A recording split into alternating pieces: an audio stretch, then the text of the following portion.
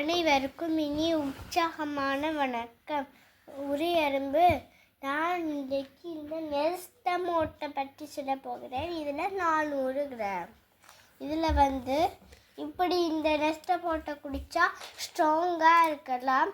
இதில் vitamin C, vitamin B, calcium, iron, vitamin B6, vitamin B3 இதெல்லாம் இந்த நெஸ்டமோட்டுக்கு அடங்கி இருக்கு. இதில் சீனியும் சேர்த்து இருக்கு.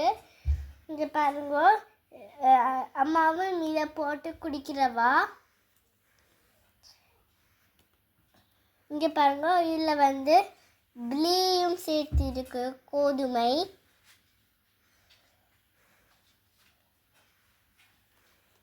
இது ஸ்ரீலங்கா நாட்டில் தயாரிக்கப்பட்டது. இது உங்களுக்கு பிடிச்சிருக்கா? இந்த உரையரும்பு.